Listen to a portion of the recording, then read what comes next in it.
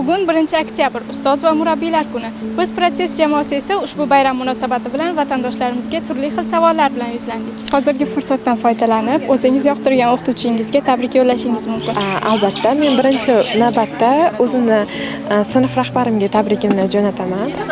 Ismlari Ahmedova Shahlo. Men sizga barcha bergan bilimlaringizga rahmat aytmoqchiman va bugungi 1-oktyabr ustozlar kuni bilan chin qalbimdan tabriklayman. 1-oktyabr o'qituvchi va murabbiy kuni bilan alohida muborakbod etaman. Bayram munosabati bilan barcha o'qituvchilarimga, ustozlarimga tabrik yo'llayman. Sinf rahbarim Sadoqat Mirzayevaga. Biz hozir universitetdamiz, yuqori qatlamda hozir oliy ta'limda o'qiyapmiz. Maktab paytida baribir kamchiliklar bo'ladi, uchun uzr so'rayman va ustozlarimga menga bergan ta'limga 1-oktyabr o'qituvchilar kuni bilan tabriklayman. Ustozlarimiz bizga ilm yo'lida saboq berishar ekan, albatta haq yo'lga, to'g'ri yo'lga boshlashadi. Mana shu yo'lda har doim bizni qo'llab-quvvatlagan, bizga hamroh bo'lgan barcha ustozlarimizga o'z minnatdorchiligimizni bildirib qolamiz.